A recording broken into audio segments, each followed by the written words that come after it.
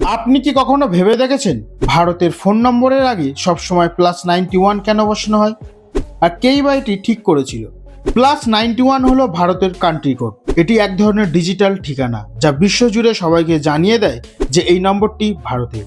যেমন আমেরিকার কোড +1, ব্রিটেনের কোড +44, জাপানের কোড +81, তেমনি ভারতের কোড +91। আপনি যখন নিজের নম্বরের আগে +91 বসান তখন সেটি বোঝা যায় যে নম্বরটি ভারতে রেজিস্টার্ড। এটি আন্তর্জাতিক কলিং ব্যবস্থার অংশ, যার ফলে বিশ্বের যে কোনো প্রান্ত থেকে ভারতের নম্বরে সহজে ফোন করা যায়। এখন প্রশ্ন হচ্ছে, এই +91 কোডটি কে নির্ধারণ করলো? এটি ঠিক করেছে ইন্টারন্যাশনাল টেলিকমিউনিকেশন ইউনিয়ন, যা একটি আন্তর্জাতিক সংস্থা এবং টেলিকমের নিয়ম তৈরি করে। 1980-র দশকে তারা ভারতকে +91 কোডটি বরাদ্দ করে।